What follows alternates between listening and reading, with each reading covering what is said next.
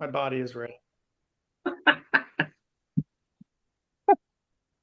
Good afternoon, evening, everybody. Welcome back to 22 Panels, where we are doing we did the Star Trek 101 way back at the beginning of Jackson, Collin, and Chris Cant's, or Jackson Lanzing, Collin Kelly, and Chris Cantwell's amazing run on I don't even know what we call this run. It's the Star Trek / Star Trek Defiant. Have you come up with does it have initials yet? I An think it's the era? Antos run, isn't it? It's the Yeah, Antos run. it's Antos Trek. Yeah, No, it's but the Antos I mean, Antos come does on. all of this stuff. Antos If we verse. call it the Antos Antos verse. first, then what about We should all of have her a other name like work? the Prophet Saga or something. Okay. We should come Yeah. up. We should find a way to. I mean, a lot of online places have called it the God Killer Saga, so we Ooh. can. Okay, the God Killer Saga. I've heard God I Killer like Saga. that. I've heard Yeah. God War. Yeah. I really genuinely I just think of it as Star Trek. Like in my head, No, it's just well, all Star what Trek. what we first called it, right? Star Trek: No Colon. Yeah, Star Trek no colon. I call it the TNG Voyager Deep Space Nine mother of all sequels. I mean, that's what it is. That is It truly is. And that's the it just trips off the tongue so well, Chris. yeah. That's my specialty. Honestly, Star Trek Legacy would have been a great title. Thanks, Terry. We're gonna already get mad at Terry, and we're too. No. I love it. No, never mad at Terry. He's not listening. He's shooting Vision Quest. It's fine. No, Yeah. nobody listens to my podcast. I mean, hi, Mom. So-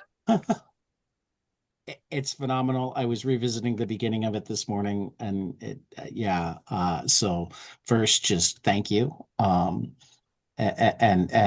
Jackson, I now know what a Benjamin Sisko is. Hey, Um, thank you. Remember You that do was the the first question. Yep.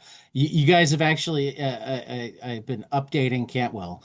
I first watched all of Deep Space Nine, and then I watched all of Voyager, and I just finished all of Next Generation. So Wow. You're in the You're a span of You're a gold member. in Wow. the span of reading your comics, I also went back to the source material. I can't think of a better way to do it except to maybe have already ingested all of that and be where we're at, where it's like, oh, it's all it all means something. I think I would love that experience. I will never have that experience of going back and being able to experience all of Star Trek Right. through the lens of what we're building to, dude. Yeah. Yeah, that's That pretty sounds cool. rad. Yeah. That it was fun. I liked it. I bet. I liked it, and I think you were right in terms of the order, because I asked you, like, I remember asking, which one should I focus on? Oh, Deep Space Nine. Deep Space Nine was definitely my favorite, but That was the Voyager's one I feel like really we close. the most into for this run. Yeah. Right. I mean, that You felt was like- you guys. You were like Deep Space Nine, and then all roads and tributaries come from Deep Space Nine for this run. Right. And So- next gen, I think that's the interesting thing is like the core plot tributaries, at least at first, are one from DS9 and one from next gen. Like the chaos of it all is from next gen, and from one episode. And I think that's again the thing that I think is wild about Star Trek is to be up to date for this run on a big plot perspective. You really only would have needed to have seen that one episode of KOS. We'll kind of bring you up to speed on everything else, but that time Worf installed a clone to the throne of the Klingon Empire is like the big thread that we're actually pulling. But then we took all of our character stuff and all of the like dramatic context from everywhere, right? And DS9 just lent us the best captain in Star Trek history. I think that's really the crazy thing is when Heather first pitched, hey, what's a book? I remember the email very easily. It was like, what's a book like if it's just called Star Trek? That was basically the whole email. We were like, okay, this and Sisko was kind of the first thing we cleared. We sort of put Sisko on table earlier. We were like, because we build around this, could we use Sisko? And I was sure the answer would be no, if only because normally those big characters, especially ones they hadn't returned to, were off the table. And we were just so thankful that Star Trek and that Heather, you were able to get that, get a yes out of that. I think it kind of set the baseline for the whole book. Well, that one was pretty easy. Thanks to Avery Brooks, who basically said he was done. So really it's thanks to him that made that very, very easy, that he was done with the character, done with acting, done with Star Trek. So But yeah, like everything else just kind of flowed from that. And honestly, we didn't have too many hiccups throughout any of this run. You know, the biggest hurdles we had to cross with this run was, and I remember it very distinctly, when the trailer for Picard season 3 dropped, I got a very concerned text from Jackson and Collin, basically like, WTF, these are all of our characters and what is going on. And it's really funny because up until that point I had been, you know, trying really hard to get Secret Hideout and the folks at Paramount to share screenplays, you know, the teleplays for the upcoming series with me. And so that, you know, you want the Strange New Worlds comic that we're doing to tie in with the upcoming show. Like, I need to know what the upcoming, and you know, and you want it to come out at the same time as the upcoming show. I kind of need to know what the upcoming show is in order to, you know, secrets. right.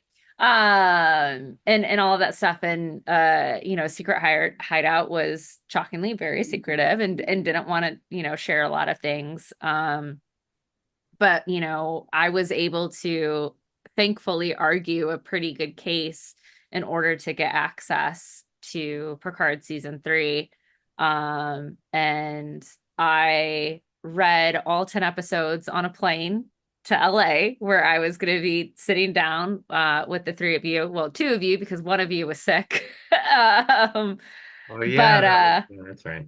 Yeah, Collin was definitely ill throughout the Day of Blood. Day of Blood. Yeah. But on a very lovely Zoom screen in the writer's room. Yeah, my spirit was there. My spirit was there in spirit, I suppose. But yeah, and we spent the whole time, because I didn't want to spoil anything for these guys, these ultra mega fans here. But at the same time, we had to ask really selective questions. I Yeah. remember selectively asking you about like data and lore, and you had to be like, "I'm going to tell you this one scene, one thing out of context." You were that was also in that room, Heather. You were like, "Hey, Ro is coming back," and I was like, "Oh," because I had started. But what was great was I think we were able to. That's what was nice, because also with Worf returning, the books became like second acts for those, like the second act piece of those characters, where you could take Ro from. Because in Picard season 3, she's just a senior intelligence officer, and it's like, well, how did she get there? Because the last time we saw her, she, you know, was a fugitive, and then, you know, it's so to take her from this Maquis loyalist to a Starfleet officer, we were able to do that, and you know, in the books, and go, all right, how does she come back into the fold and come to believe in Starfleet again? So we got to do that, you know, and how does Worf start to lean towards the answer of not fighting at all and the pacifism that comes in season 3. Like it was so helpful for you to have those things, because we were able to, you know, we had a trailhead with the original shows, and then we knew where the vector was in terms of where we were going. We just had to kind of build the middle piece. It's great. And I think in doing that, that in particular, and how we navigated those situations in particular, leading up to Day of Blood, and with all the toys, like that is what really hooked in the trust with Paramount with these series from the very beginning, is to show like we can play ball, and not only can we play ball, but we'll do it really well and make it feel planned. We parked every single toy perfectly where they need to be for later, like lore, data, Ro, like every single person is like. Well, the funny thing is, where they need to be. In some of those cases, it was like, oh, we were given a really cool, like what they do in Picard is really cool. And it's like, wow, that's a great place to leave the character. And in other ones, especially like, for example, Ms. Beverly Crusher, where you're like, what a wild choice, right? A little bit. Like, she bailed. It turns out what we were actually writing to was her vanishing for 25 years. Yeah. And like having a child no one knows about, which is a pretty wild choice.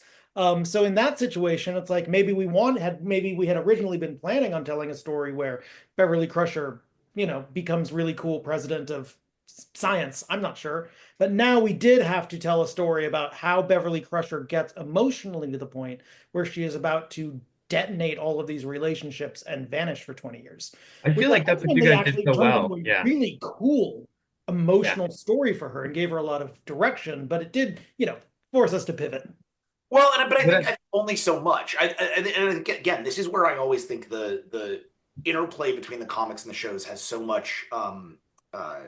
It's so much more useful, I think, to everybody when we're all on the same page, because the more that we understand where that's going, the more we can shade a version of it that feels like a resolution. I think it's very scary to leave that character in a place of like, and I've decided to blow up all my friendships, but that's not where we leave her.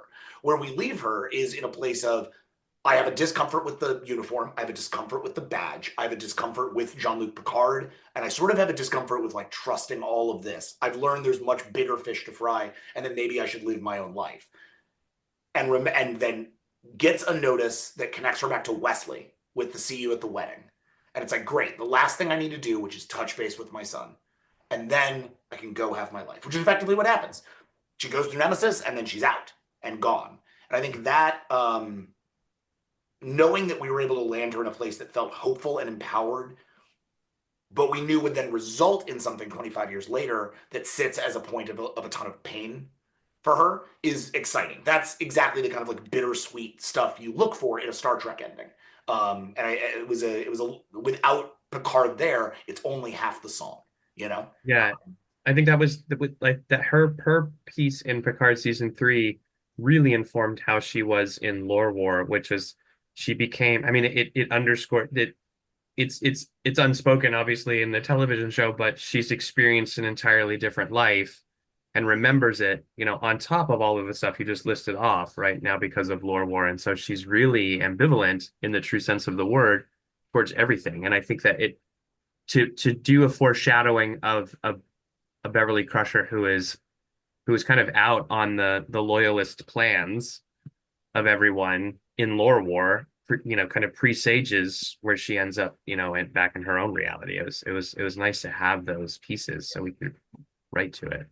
You also injected a fair amount of nihilism in her character as she's like descending in the Tenziki planet with Scotty, and she seemingly doesn't care if she lives or dies. She has a very devil may care attitude that seems to come through pretty strongly, in that she feels as if she doesn't know what she's living for anymore at that moment. That seemed to come through very strongly.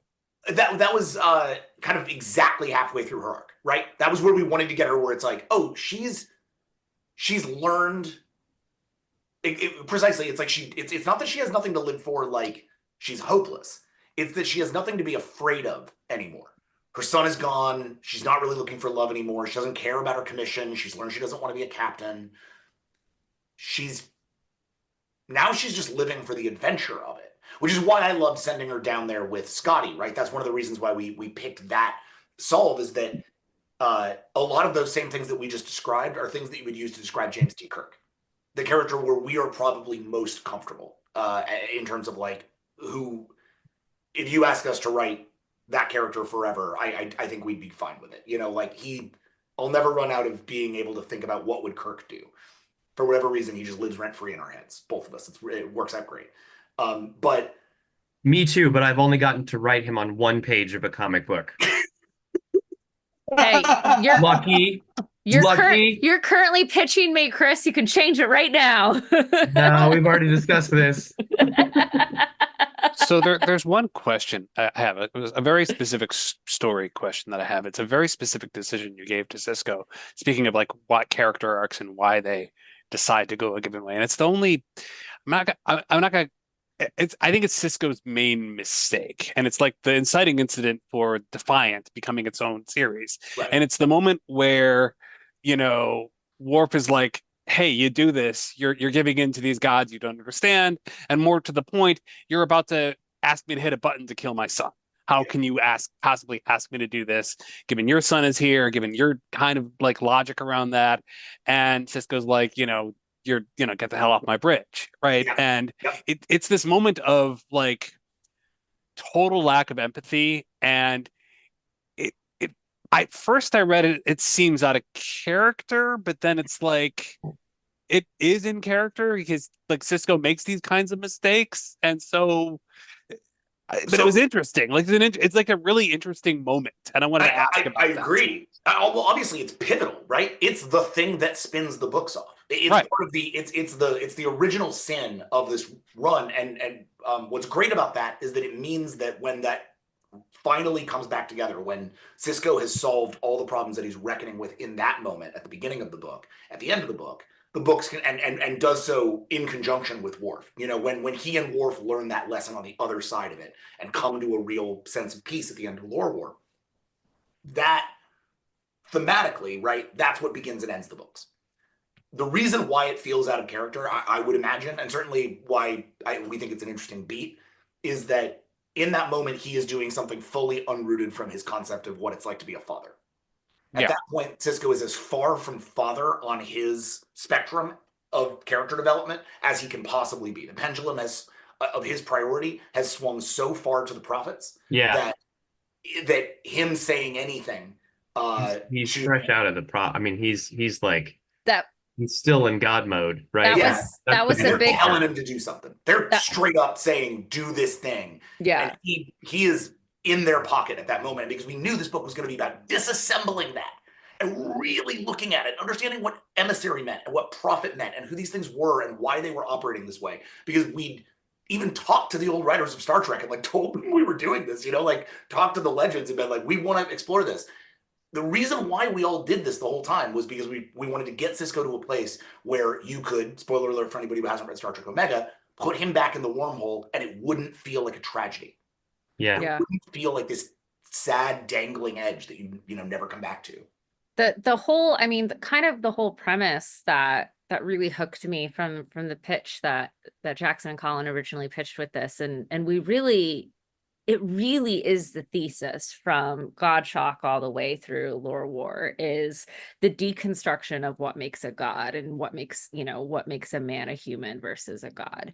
And you see that visited in every single one of these, the arcs of the flagship title in some way, shape, or form.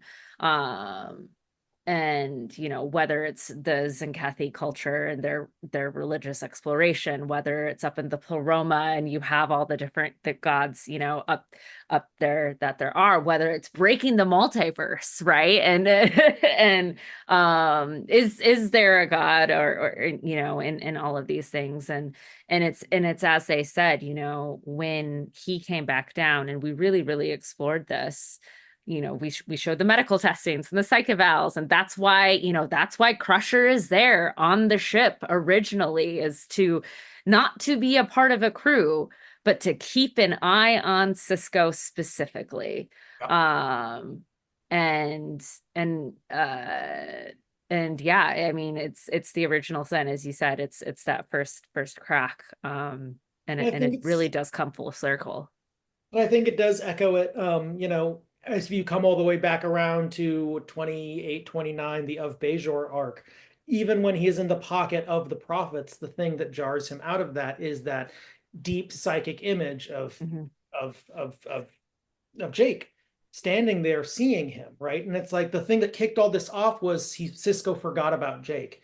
And here it is, and in the end, he's forgotten about Jake once again. Like, it's always about his relationship as a father. And I think it's one of the reasons that DS9 speaks to so many people, especially us, is Cisco's the best dad. Like, he's everybody's dad on that damn ship. You can see your relationship there somewhere in that. And it's what anchors him. He's not the emissary. I mean, he is the emissary and he is a captain, but he's a dad. Well, I mean, I think that's what I think by the end of it, I hope kind of what we've done with the term emissary. He has gone from being, and I think we're pretty explicit about this in Omega, an emissary from the prophets, and has become an emissary to the prophets. That he has gone from being somebody who's here to explain what the prophets want to being somebody who's here to parent the prophets, to teach them, like a father does, how to decide right from wrong, how to understand time, how to understand beginnings and endings, how to understand age and like what other people need. These are all things the prophets don't understand. They don't exist in linear times. That's why Omega is all that monologue about endings, right? Which to get us to that last moment of him looking at the wormhole and being like, "Do you get it?"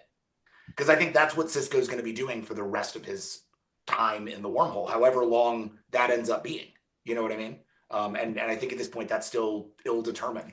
we have no idea how many aeons Benjamin Sisko is now in the wormhole after this. But I think it kind of is cool. I think it's clear that he'll come back when he needs to. His family will see him again. He will do the things he needs to do, but that Jake is able to step out from his father's shadow and go leave that window, which, if I'm being honest, is the whole reason I wanted to do the book. I just wanted Jake out of that window. Jake's been in that window since I was 18 years old or whatever. Like, I need him out of the window. Yeah, but you left him in the window on the last page. He's still there. He leaves. But he walks away. That's- Don't he leave. does. That's the true. last panel is he They walks away. The Yeah, they walk first away. page is him at the window. The last page is him walking away from the window. That's the whole book. But what if he comes back? He can come back if he wants. It's funny. I feel like you guys did such good work with Sisko as a father. I feel like that really informed. It became such a big part of Defiant towards the end, because one of the worst fathers in Star Trek is Worf, and I feel Thank you for to the fixing point- that. It was Yes, awesome. to the point where and Alexander, such a troubled character, and I know he's not a fan favorite, but it was fun to. There's so much potential there. It was really fun to wholly embrace that relationship, starting in Day of Blood, right, where he thinks he loses him.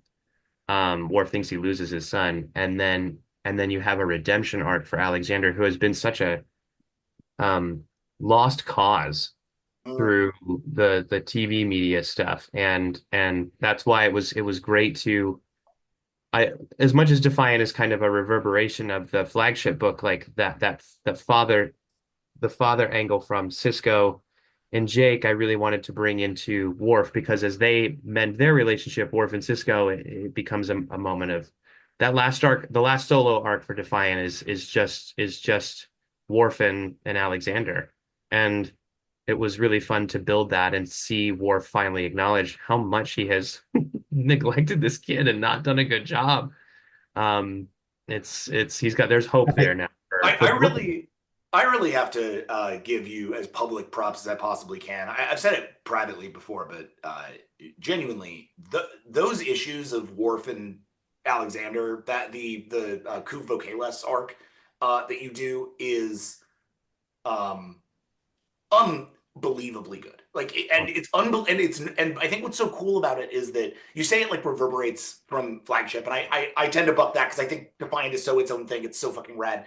But that thing is actually, I think what's really cool about that is that it is actually, you're taking all of the characters and themes that we set up in that first arc of Star Trek and that we haven't been able to touch really in any kind of significant way in flagship sense. And you've been slow cooking this gorgeous relationship between these two guys, and then got to just deploy it in like concentrate at the end. Yeah. It was so fun to do an intimate arc at the very end, because we were going to do, Lore War was such a head fuck, right? Yeah, like in the room, it was like, how does this work? But like, it was nice to like just, because Defiant was always kind of the leaner book, right? And that the arc before that was when I really took a swing at, okay, we're going to do like an arc that almost feels like it could be in flagship in terms of scope. And that was the Stars of Home. That was the Romulan conspiracy, which was a ton of work. And so it was nice to work with Heather and be like, man, I just want to do like a Kurosawa film with Worf and Alexander. And it was like, and then I got you Kurosawa covers. Oh, and then you got those covers, man. And those covers are sick. I just got my copies of those, and they're just unbelievable to even look at. I got to tell you, man, years ago, right, we did a Star Trek book, Star Trek Klingons, right? That was the start of this whole thing, right? It's set up the original K-Less stuff. That was the first Star Trek comic Heather and I worked on, because Heather came into it mid-process. We'd already done the comic. The thing about that book was like, when we were doing it, the way we would pitch it was, it's Kurosawa Klingons. It's Klingons but Kurosawa. We're going to do it like Vagabond. We're going to do it like a sword manga. We're just going to do it really quiet and really intense, really intentional.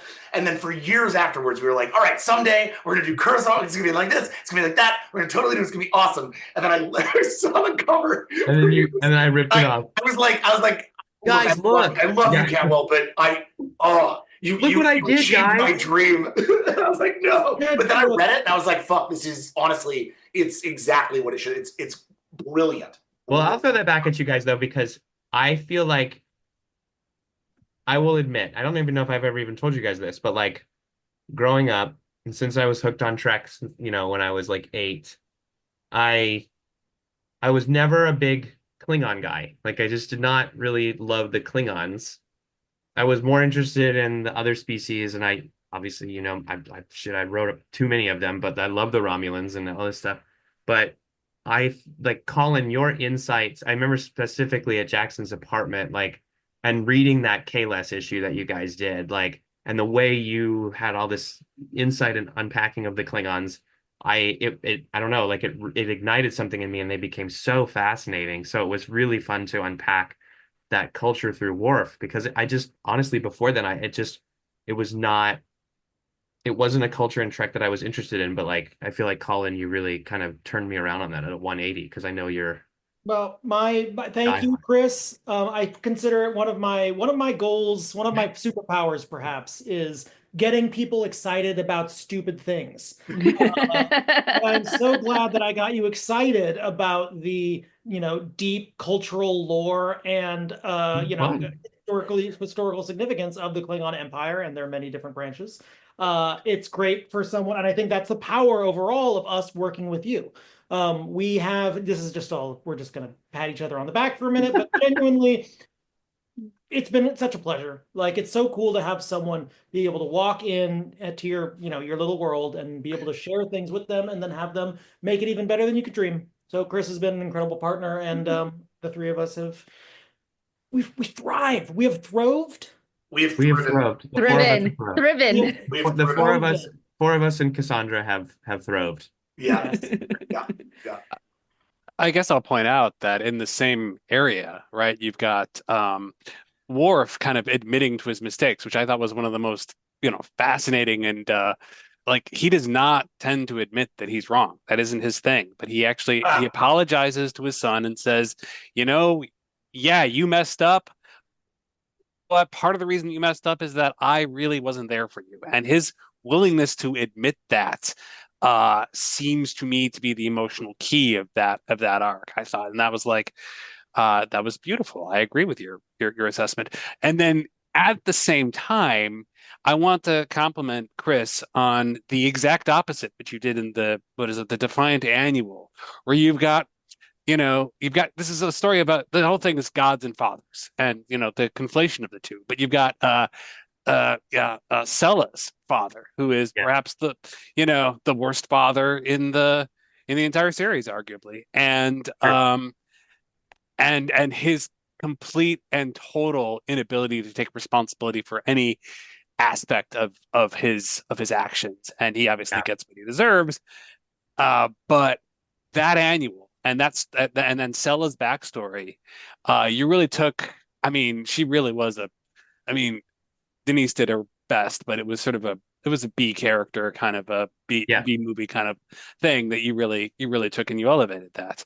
And so I really wanted to compliment you on writing the opposite side of a father who cannot recant. And so thank you. Sayla, I mean, that was one thing where I was happy that Paramount allowed us to do that, because I'm a huge Tasha Yar fan, and her stories, and Yesterday's Enterprise, and she has a beautiful story there, and Sayla is the living piece of that story. But yeah, it was that arc, that was the Romulan arc, that was Stars of Home, and I remember coming to Heather with that and saying, I want to do Sayla's dad, and I want to talk about how Sayla is it's not explicit, but like Sayla is a child of sexual violence, right? Like, and that there's a deep trauma and wound in that character that was yet to be explored.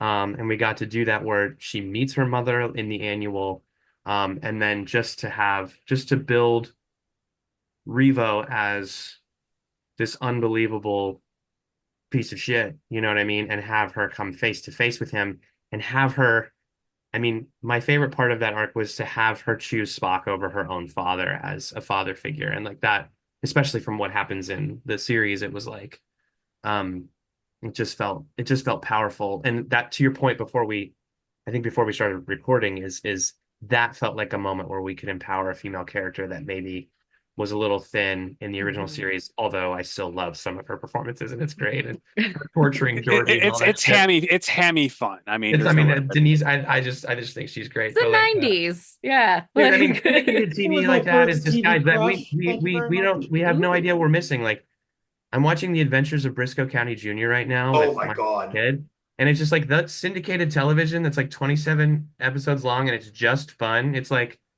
God, I miss that. You know what I Yeah, mean? it was a Like, beautiful thing. yes. I really, something you were just saying about Sella is sort of it's why I think Defiant is such a vital part of the thing, right? Because like when we talk about like what is this? Like what is the saga?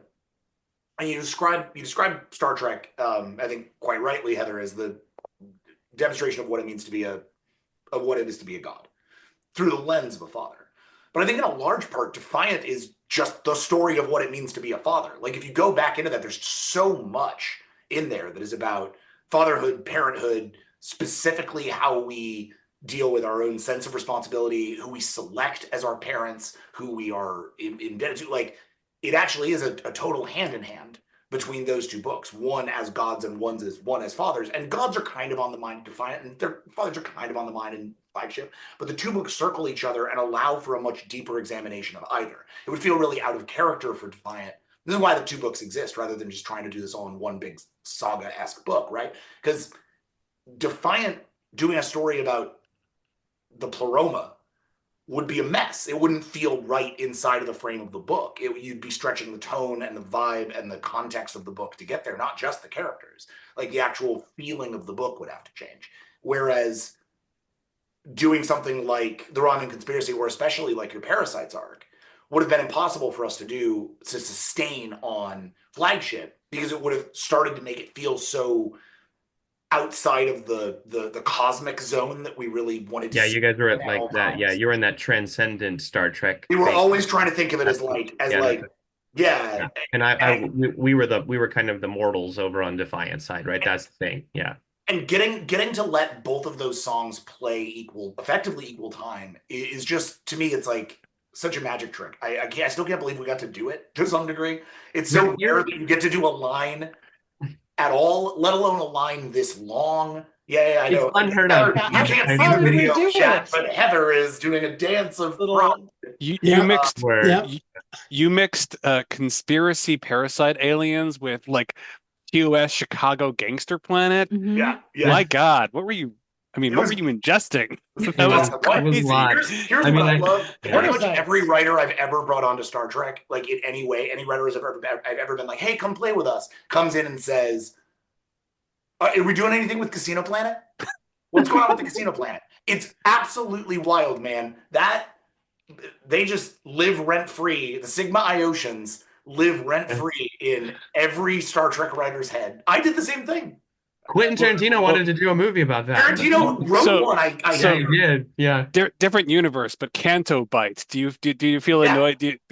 Like I know that's whatever. Yeah. That's the other the other one. So, yeah. I worked on that one too. It's fine. I mean, I also see R2 behind Jack. We've got some. Chris. We are star agnostic when it comes to our fandoms. We like all star blank. We're probably into it. Yeah, if you turned the camera just slightly, you would see the backlist. Nice. Yeah. I don't have any Star Trek stuff on my desk here at the house. I have it all at my office, but I do have this custom made. I don't know what we're doing now. I have this custom made, custom painted Cyclops Lego that I built. Baby, Colin. I built this, and he's wearing this Starsky and Hutch turtleneck, so it's turtleneck Cyclops. Amazing. His cash. Anyway, I'm just saying, guys, there's a lot of creativity that just is a lot unchecked. of good creativity going around. That looks like a robot chicken thing, really, kind of. They're Megos. I like to build Megos with my kids, and it's fun. We actually met at a Comic-Con, a prop designer from the original, from DS9, named Dragon Dronin who made this sort That's of Kahless insane. from from airplane aluminum, and then like hand lasered it from the original mold. He says there were 3 made for the show. This is the 4th, and it has Collin and I's names under the That's incredible. under the leather of the blade, which I love because it's simultaneously like very beautiful. We get to do this thing together. It is also lore. The only lore we really have from the show about the Sword of Kahless is that best friends kill each other over it. That's pretty good. If we can, if the hive mind can stay together through the Sword of Kahless, we've really done something. Jackson, I feel like Yes. I'm gonna turn on KTLA at some point in like August, and you're just gonna be in a Speedo with that thing swinging it around on the corner. You know what I mean? Like it'll just be like, Any day. Yeah, we're like, I "Oh, was Jack about to say broke." it seems oddly clean. People don't, people don't realize that sign twirlers out on the street are actually just practicing their bat lift maneuvers. Oh, nice. Does touching it bring you personal apotheosis? I mean, that's the important question. No, fortunately, Benjamin Sisko's for complete knowledge of the history of the universe does not, in fact, hit me every time I touch him. But it was a business expense. I love isn't it great to just write off comic books and toys and shit? It's the best. The best part of the job. It's the best. Yeah, you just write it off, man. You're like, well, I need this Captain Marvel Jr. issue. Sorry. Sorry, IRS. Right. It's funny, Jackson, you were talking about fathers, and I feel like even with lore, like where we get to with lore is he's played as an insolent child, right? Like, and like that. Who's also pretending to be everybody's father. Right, exactly. He decides to become a father himself, and like I'm like even when he was in Defiant and trying to be a good guy for 2 seconds, like I remember Angel did that beautiful splash where he's getting the ship core out of the destroyed vessel from the tease we did, right? And he's in voiceover just talking about how angry he is, and he doesn't know what to do with all of that anger. And it's like that is such a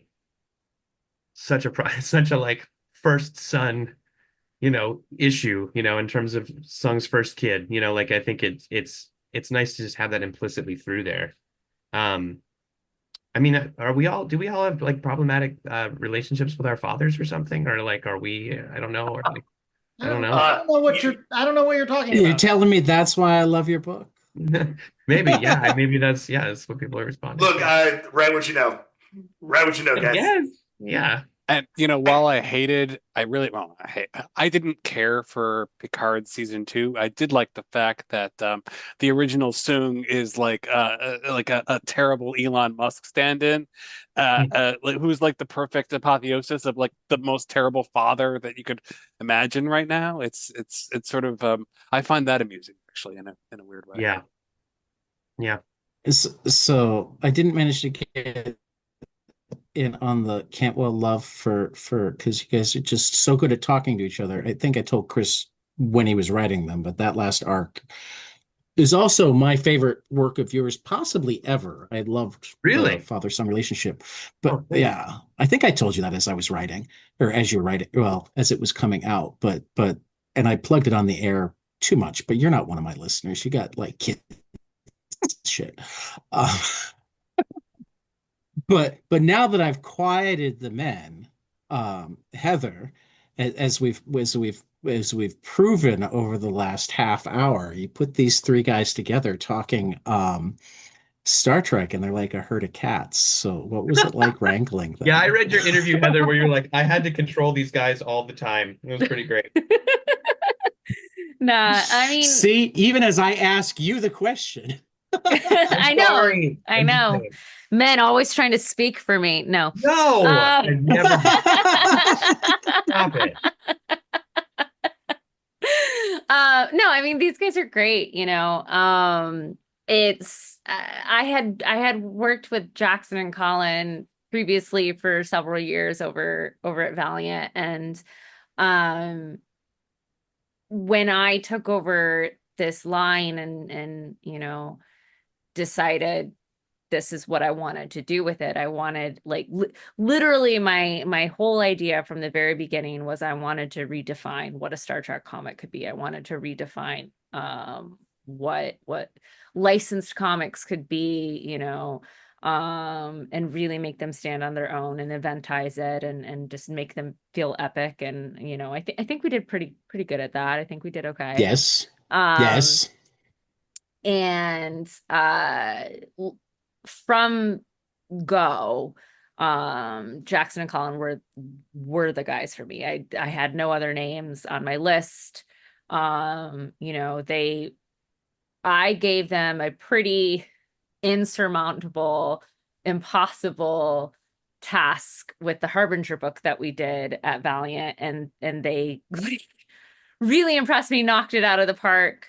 And so I knew if I gave them you know, all the toys of their favorite franchise, that surely they couldn't let me down. And well, they got an Eisner nom for best new series that first year. So we did okay. And so I mean, you know, working, it's not wrangling, you know, it's not wrangling Chris, it's not wrangling Jackson and Collin. It's I don't know. really Chris just needs to be wrangled. it's really just like Chris needs to playing be with your found. friends. Yeah. You know, Yeah. like that's what makes, and I think that's what makes the magic of all of this line work so well, is there is such a camaraderie with the four of us. There is such a trust with this group of creatives, like truly an 150% trust creatively with every single one of us. We speak the same language, you know, that, you know, I've just never had in any other, you know, line or run or anything that I've ever done, that really has made this work. We are all here because we love these characters. We're all here because we love this franchise and we love comics, and I think it exudes in every single pore of these comics. Same with the creators. Every single creator we bring in like loves Star Trek, and or if they were just like a casual fan, they've like become a huge fan of Star Trek through getting to work on it. And it, I don't know, it's really something special. There's a really special alchemy of this project that Absolutely. I think we're all going to be trying to capture in a bottle to take with us with whatever we do next. I think that's So- 100. I couldn't agree more. It's funny. Chris has said to me on several occasions over the last couple of years, mostly in probably relation to just talking about the line in the same way that you just did, where it's just like, it just feels, there's something about it that feels special. And Chris said to me several times, like, this is what I thought comics was. Like, Yeah. this is what I thought like making superhero comics were. Like when you're a kid and you're reading Marvel and you're thinking like, oh, they're all hanging out, they're all figuring stuff out together, and they're shooting stuff at the wall, and then they have a bunch of time to do it with great artists, and you're kicking all this butt. And it's like, that is not what being at Big Two Comics is anymore. It's very hard to get that anywhere in any license, but even in indie comics, it's hard to get that vibe going. And somehow Heather's managed to curate a really, not even somehow, I think it's one of her many like skills and talents. You've created this area for all of us to feel really comfortable pitching stuff that would never, normally your license brain would shut down before you ever got there. And instead it's been like, let me worry about that. Like, I hear Heather say that more often than you'd believe. Like, let me worry about that. That's my problem. You tell the story you want to tell. You figure out how to make this awesome. You figure out how to make this unique and cool and exciting and different than another comic on the shelves. How is this the best version of this it can be? I will go fight for the best version of that. And I've seen over and over and over and over again Heather do that and do it honestly and not always win, but when she doesn't win, be able to come back to us and explain, here's why we can't, and and then help us figure out how do we all make it work, you know? And I think like we're all in this together. There isn't a writers and editors kind of binary. There's a machine that works really well that involves all of us. So I often describe comics as it's trench warfare. And any good editor is in the trenches with their creators. Like that is just the reality. It's not, me over and this little pretty yacht over here while you fight the battles, and or my job is to create an environment where these guys can do their best work and not have to stress about the bullshit. My job is to stress about the bullshit all the time and make sure that they don't see it. And and I think we were very successful at that in this. Yeah, So with all that said, I wanted to ask about the ending because, like you pitched, or I don't know, somebody pitched, let's end it with a 40-pager of gentle vignettes. And I don't like, I'm a Star Trek person. I'm not a huge comics person, but I just have to imagine that you're like in a lot of mediums pitching a series of seemingly unrelated, character-driven, gentle vignettes. That strikes me as like very indie, very out there, and it's beautiful. I loved it, but it's Yeah. Not traditional, I guess, in sort of like an action-packed comic book, 30-second attention span, Yeah. TikTok As world. the crazy comic guy, I will say it's not quite as out there now as it was 20 years ago. Okay. Yeah. But you know what I mean. I always Yeah, think no, about, I know what you mean. you know what I think about is I don't know, maybe we brought this up in the room when we talked about this because it was tricky. It was like we had to ask, IDW had to say, okay, and we want an end issue. It was tough. We had so much story in Lore War, we couldn't park it at Star Trek 32.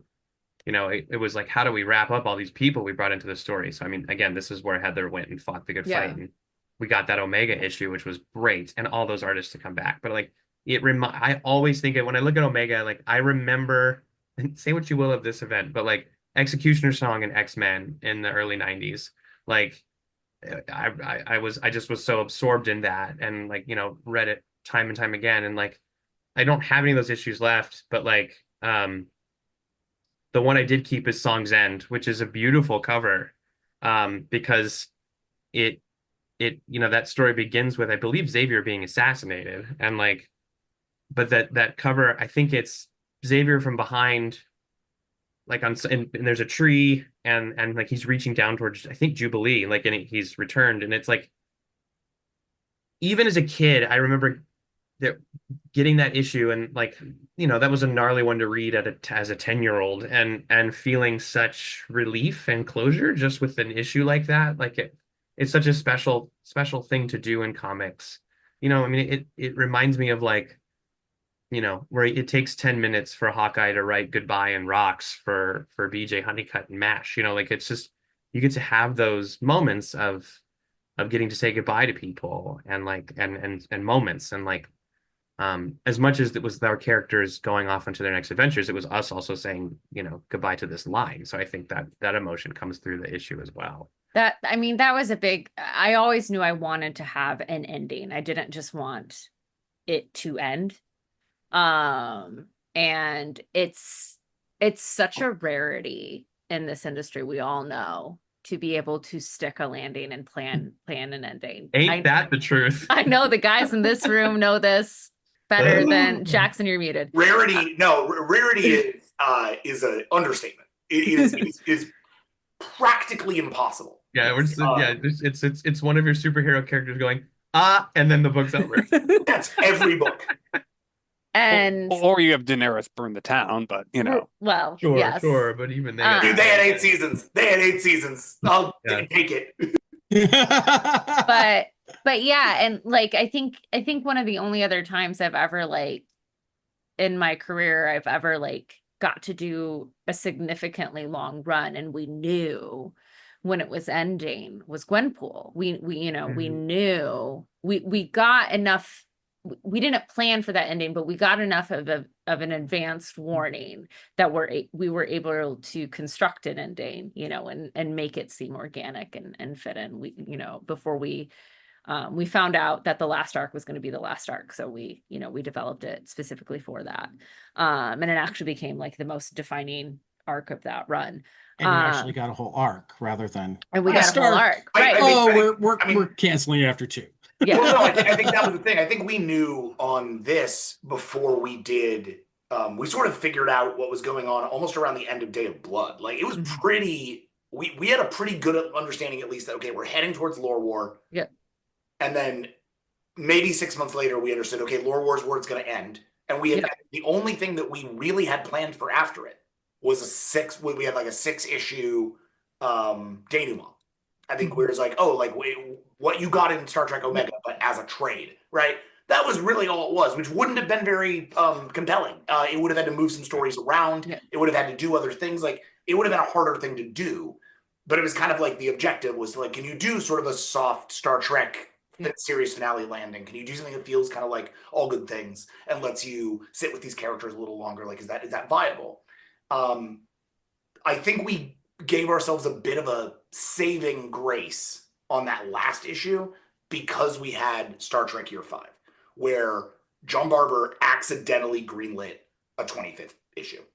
And came to the summit and was like, hey, so surprise, I accidentally put in 25 issues and now there's one extra issue at previews. If you want to do it, we've already put it in all the calculations. We already know that we're going to do 25. So if you want it, you can use it. And we had always planned on putting that book down at 24, but at 25, we all thought, well, we can all do a sort of, as you put it, a soft vignettes, a gentle vignettes issue that lets us put these characters down and connect them to motion picture.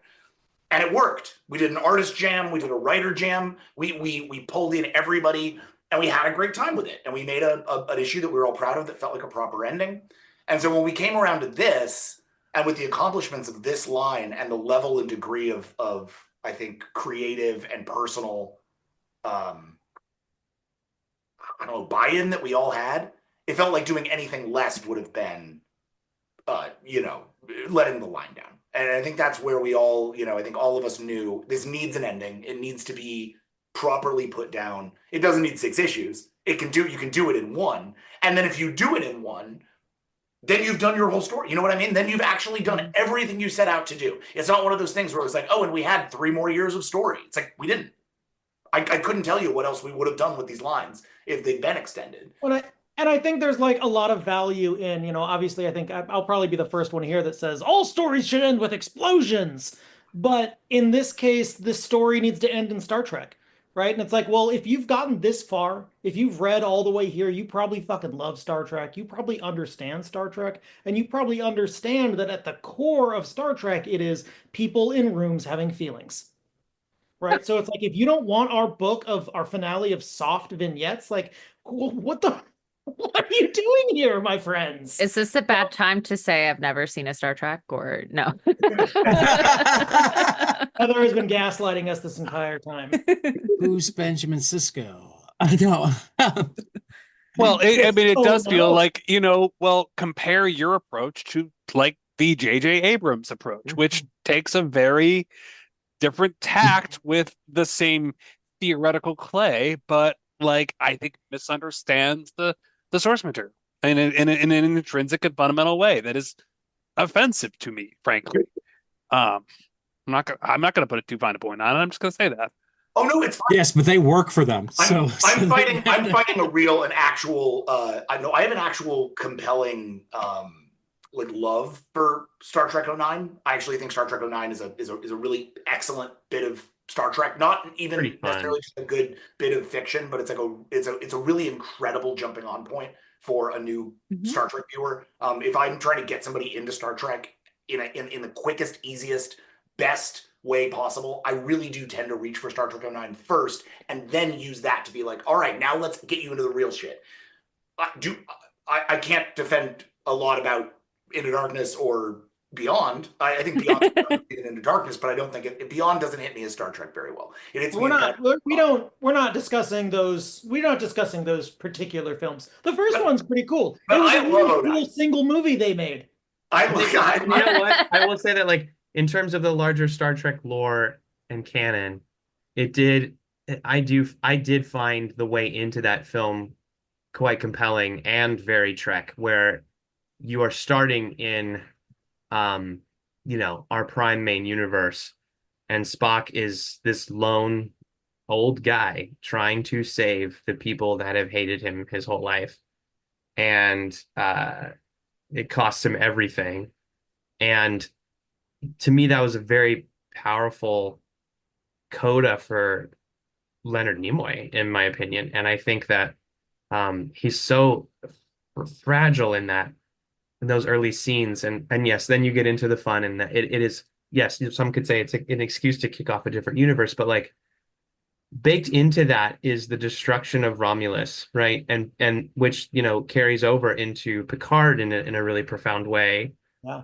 Whether you like that or not, but like it did give me, it was something that, and again, I'm TOS TNG kid, like that's me all day long. I need 3-strip Technicolor Star Trek before anything else. But like that, when I did Stars of Home, like the Kelvin storyline and the imminent destruction of Romulus, like I just couldn't, it just felt like it was gravity pulling towards me, and the fact that Sella would know and have heard rumors about it, and she's the one who tells Spock about it, and Spock is preoccupied with this throughout, and then we find out that there's infighting among Romulan command about what to do because there's this secret, annihilation coming. Like that, it felt very potent for Trek storytelling, at least, just in terms of the raw material of that movie. It's just kind of interesting and fun to play with. I'll make a metaphor. What I felt like is like, yes, that's there in the same way that you can watch the Star Wars prequels and you can, get from that the Clone Wars. Like you guys and others have done a better job of filling in the blanks than I felt that what was in Star Trek 09 in terms of that element of it. That felt like a couple of flashes, and Sure. you filled in the blanks. And actually, I thought that was it your narrative decision to make it that the Romulans did this themselves, because that was that that came was from on Paramount. point. Oh, Yeah. okay. That was right, Heather. It was something that had been, it's something that had been It was discarded or something in a it Paramount was plot. yeah, so there's this anything that's in a script, even if it's not necessarily like makes it to screen or whatever, it's still considered like quote unquote canon. And so we have to abide by it. But that was one of the things, was it was something that was discarded, like you said, from Yeah, one of Daisy those told us films. I about can't it. remember. I can't remember It was that exactly. the Romulans. I think it was an abandoned plot from maybe Deep Space Nine, which was that Yeah. the Romulans were going to try to cloak their own planet and star to hide from the Dominion, and they fucked their star up. Like it was, which I is think really was that plot from it might have also been plot from Countdown. I would need to go back to Countdown, but that maybe might it's Countdown. You might be right. Yeah. I think it is because Countdown. the thing that a couple of us, I mean, that we both did in certain ways is, especially as this thing came to its end, Defiant and Flagship both paid tribute to the Mike Johnson run, in some way or another. I think Countdown gets really, which was a huge deal for me as a Star Trek fan. It was the first time I'd read a Star Trek comic in a while that like really was like written like a comic. Like it like felt like you were reading a Marvel or DC Universe comic. And it didn't feel like a lost episode thing. It felt like my fave could show up at any moment. I could, Data could show up on the Enterprise, and Worf could be a general with the it's like, oh, I'm seeing TNG's sequel. Like I'm seeing it all here on the page. It was stuff I always wanted. I think ultimately we owe Mike Johnson and Countdown a lot of our ambition on this book. Like it started there, reading that as a younger person and being like, wow, you really could do so much more with Star Trek if you pushed it. And then Mike had a very seminal run that didn't really play that path, played a different way, playing the TOS story within 09, which is its own kind of vibe. I was really happy to get to come back and play it sort of in try to inspire what Countdown inspired in us.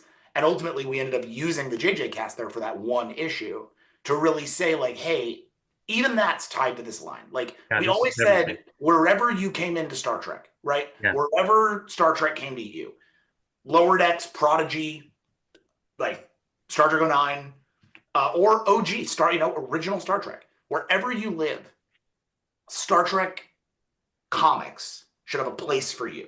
And the Flagship especially should have a place for you. We always wanted to be able to say, like, wherever you're coming from, there's something here that should remind you of something you love in Star Trek, just to give you a berth on the ship, right? And then you can fall in love with all the rest of this stuff and do, I guess, what Tad you did. Just go back then and see, oh, I really like DS9. I really like Voyager. I really like Next Gen. I can buy into all this and sort of utilize what I think is great about '09, which is I can use it as an onboarding, but then make the comic the thing that gets you actually onboarded on all the rest of the stuff. Sneaky, I guess. But it was something we were really interested in doing.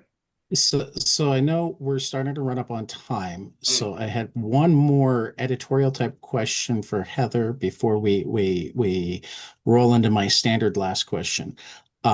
We've obviously focused on the people in the room here, but there were a lot of artists involved. I think that the unsung hero of both events was Shax, and so bringing Ryan North on, both for Lower Decks, which was just a inspired choice to begin with, and then to have the single issue as part of the events crossover was really kind of brilliant. So just talk to me a little bit about the rest of the Star Trek run.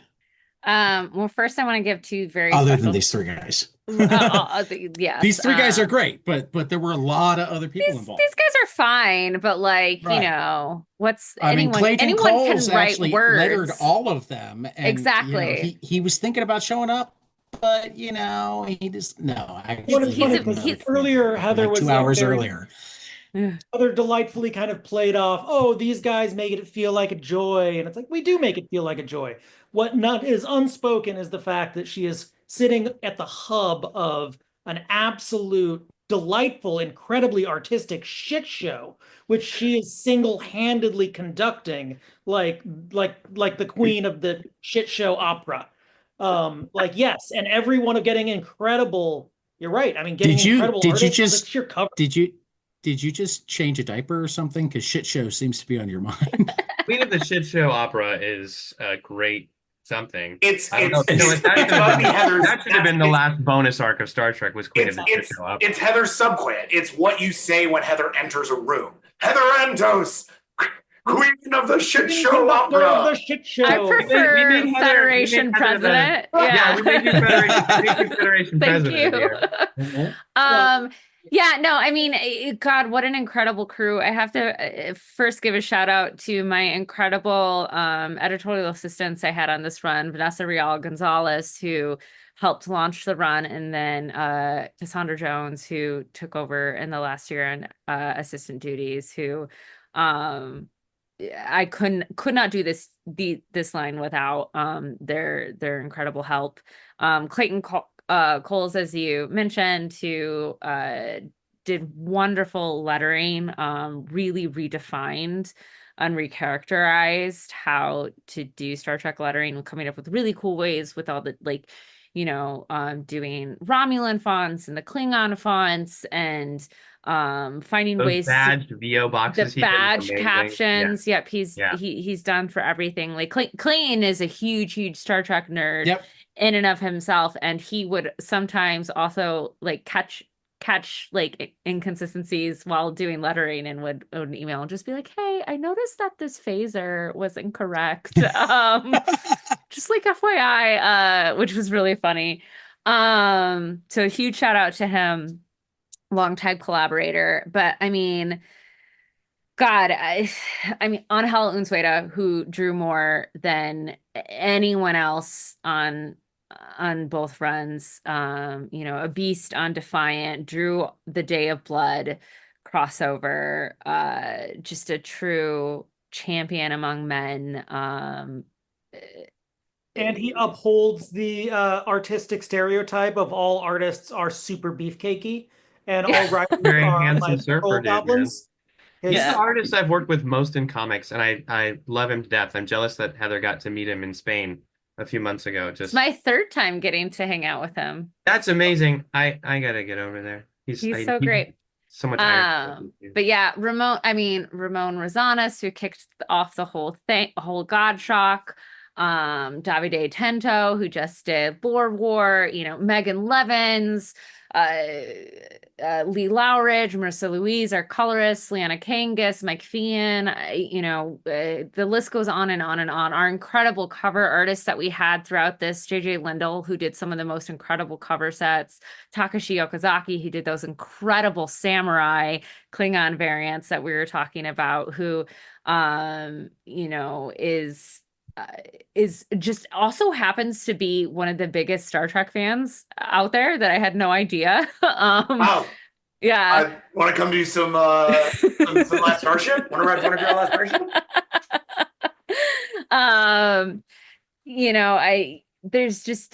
It's been such an incredible crew amongst the last 3 years of this that we're so blessed to see their passion on every cover, on every page, on every arc, every character, and all of this, to see everyone's interpretation. I mean, Megan Levin's live action version of Dr. Tayana will forever haunt my dreams. I think so. Thanks for including that in the Omega script, guys. Anytime. But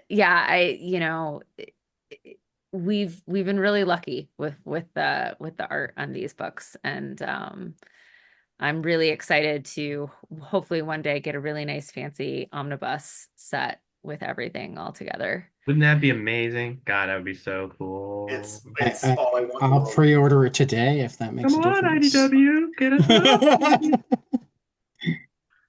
But we will come up with a name for all of it if we do that then. So yeah. So my standard final question for everybody: tell me something you love, preferably comic. I don't really have rules. Preferably storytelling. Again, no rules, but something that you love that not enough people have experienced, and they need to, so you have more people to talk to them about it with. I'm going to add an additional caveat just for this team and this episode. If possible, tell me how it inspired your work on this run, or informed. Something we love that inspired our work on this run. Something you love that is also like something that you love that not enough people around you know about. Mm-hmm. Gotta give me some sort of level of oh, I need to tell the world about this because not enough people know. Well, I'm gonna go ahead and so it turns out, for people who are especially listening to this, you might like Star Trek. It turns out there's almost certainly some Star Trek that you haven't seen. It's called season 4 of Enterprise, and almost none of you watched it because that show is perhaps not your cup of tea, so you bailed, and you did not realize that season 4 is actually some of the very best Star Trek that has been made in the last, I was going to say 20 years, but I'm genuinely not sure how old I am anymore. But it's fucking dynamite. And the way that it really did inform all Star Trek for us going forward, at least, was it's told in those small 3-episode chunks. It's taking a Star Trek story and unpacking it in a lot of ways that the last season of DS9 did, or that we'd eventually see in Picard. It really changed the way that stories were told within the Star Trek universe. And I love it to pieces. And I never get to talk. Jack is like the only person I ever get to rant about it to, because no one watched that season. So there you go. Low-hanging fruit from Collin. I'm still thinking. I'll recommend 2 things. Give Chris a little bit of time. First is easy. When it comes to comics, I sort of have a holy grail. I have a few holy grails, but there's one that I truly do come back to every year, and I reread it to sharpen my mind and sort of remind myself what comics can be. And that's the entire Mike Mignola oeuvre. If you have, I know this isn't comics related, too bad.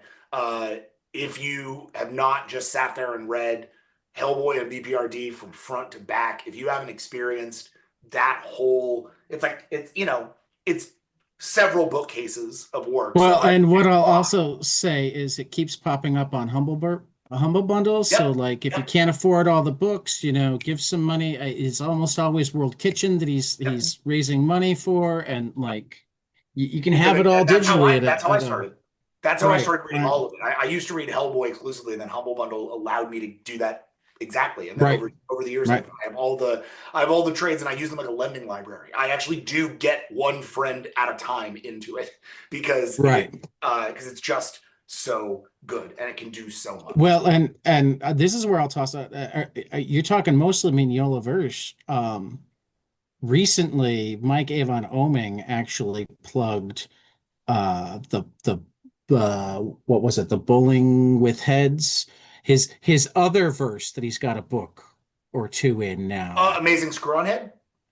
Well, that's an older Screw one, on but there Head's was in the Mignolaverse, yeah. no, no, Yeah, no, no, no, no, this no, is a no. new. It's newer, it's a new and there's thing. I don't another know. one coming. Oh, Give me a second. Gives everybody else time to think too. Um, but it is Bowling with Corpses. Bowling with Corpses. Okay, I gotta look it up. Bowling with Corpses. Yeah. I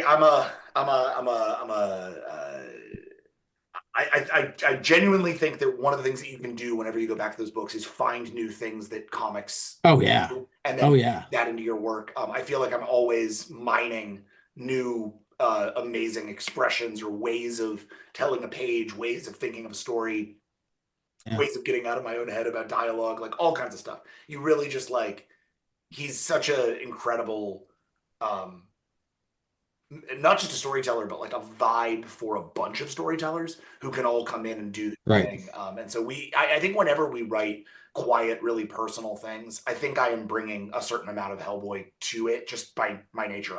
My favorite thing about Hellboy is that he can sit around a room and be totally normal and have a coffee and complain about the weather, even though he's, Hellboy. And I think Right. bringing that kind of identity to characters on the Enterprise, I think like when Cisco and Beverly make beignets, that's a pretty good representation of the kind of scene I learned from watching Mike Mignola. Yeah, that would be mine. And that's gonna be the one. I said That's a I'm good gonna one. do fuck that. One. I'll bring the second one. That's a good someday. one. Yeah, we'll have you back. Yeah, yeah. For that matter, you guys should come back. You just had your Joyride omnibus the come Joyride out. release. I need an excuse to go reread that. Oh, great. Well, I mean, happily we should do that. But also you could do that, and then we could have a really fun, light and dark conversation about that versus Last Starship, which we just announced this week. So our next. Hey, So well, then I'll be in touch soon. There we go. I'll be quick. I'm trying to think. I am reading. I have it right here, actually. I'm reading Darwin Cook's full Parker omnibus. Yeah, boy. So incredible. I will say that it's a hard-ass, unforgiving book just because Richard Stark was that. And it's pretty mean. But it's Darwin Cook, so it's just so incredible. And Point Blank is one of my favorite movies, and I think this book is even more gruff. But it's gorgeous. One of my first roundtables, Chris, was a Parker Across Mediums roundtable where I had Condon and Jacob Phillips and Scott Dunbar. And we talked about Point Blank and Parker the novels and Parker the comics, and it's really good stuff. I mean, I revisit that one probably as often as Jackson revisits the Mignolaverse. I want the Martini editions. Those are out there in the ether as things that people can get me for my birthday or Christmas or whatnot. So Heather, I feel like you're probably the best read of this group. It's just my hunch. God, don't put that pressure on me. Okay, let me rephrase the most eclectically read. I just remember our interview, and you had all sorts of stuff that I'm gonna pull one kind of out an unsuspected one here, but it's a run that has really informed how I view character stories, especially with franchise characters, with IP characters. And that is Jerry Duggan and Declan Shalvey's run on Deadpool, The Good, the Bad, and the Ugly. It's from the 2012 relaunch of Deadpool. I think it's volume 3. I'm trying to look at my shelf right now, but I can't. It's very tiny. I can't see. But it is a very depressing story. This run, you know, everyone thinks of Deadpool as goofy and haha and murder and burritos and chimichangas and, you know, all of these things. And this is a run that really dives deep into his psyche, about, you know, he just wants to be taken seriously and he just wants to be a hero, and everyone thinks that he's such a laughing stock, and it's how depressed he is, and no matter what he does or tries to do, you know, he can't do anything right. And Jerry, I think, is a master of getting heart and humor combined into a single Definitely. narrative. He's such a master at it, and you know, no one I mean, does. Oh, I've been adoring his current book. What is it? Is it Love on the Path to Hell? It's the Oh Falling yeah, in it's Love on the yeah, Path to falling Hell. in love Yeah, on the path to Falling in hell. Love on Yeah, the Path to yeah, Hell. Yeah, yeah. Yeah, and then, you know, Declan is just yeah. Deck. you know, no one does cinematic comic storytelling quite like Declan Shelby. And I think they really found some magic with that particular arc. That, and then also at the same time, we were getting the Deadpool kills the Marvel Universe, Deadpool kills Illustrated, Deadpool kills Deadpool. You know, what was going on in that office at that time? I thought, for me, like, really informed what you can do with comics, what you can do with IP and licensed characters if you want to try.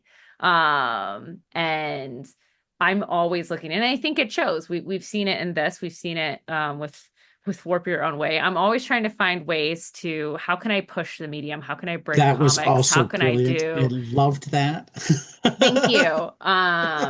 You know, but I took what I, you know, from reading the fracking issue of Jerry's Deadpool run, where literally it was Deadpool talking about fracking is bad.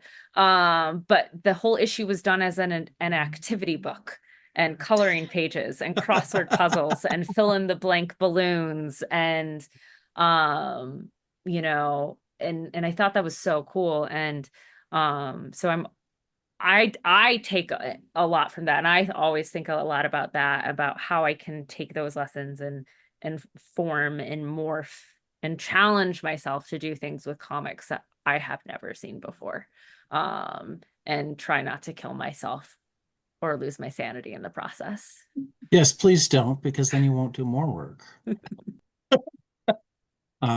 Well, thank you so much. It's been a blast. It's been cool for me to be able to do both ends of this. Heather, thank you for joining us this time. So Heather Antos, Christopher Cantwell, Jackson Lanzing, Collin Kelly, the masterminds behind the what were we gonna call it? The God Killer Saga. the God Killer Saga. Star we'll Trek work Gods on and it. Fathers. I'm gonna Shit come show up with Queen of the something. Opera. I'm gonna come up Yeah. with something. I'm Just- gonna Yeah. work on Great. it. Star Trek. Collin. Bad Yeah, dads and you shit also- shows. I mean, Bad God Killer dads. is Two ships, bad GKS. dads. Is that what you wanted? I mean, because you got to come up with the cool three-letter. I mean, because that's Gotta just the way it be- works in No, Star I Trek know. That's too. the thing. It needs to be Star Trek Right. something, something, something. I know. Right. I know. I'm gonna. Is it is it Turgenev that wrote like Fathers and Sons, that like depressing Russian novel, like that's not Chekhov or whatever? Perfect. That's Yeah. There's Star a Trek real War and heavy Peace. Russian Actually, lit fathers, reference on the fathers spine. and son. That would make Elizabeth happy. Bad dad, sad bad dads. Star Trek. What a sad day! bad What a dads. day, There we Dad! What a go. bad Star day, Trek Dad Sad Bad had. Dads. Star Trek SPD. Star Trek Bad SPD. Dad had. I don't approve. Heather's finally run out of patience with this, guys. It only took 3 years. Well, Thank you guys thank for you having all. us. I can't wait to see what's next for 22 panels and the Star Trek crew. We will see you after the next page.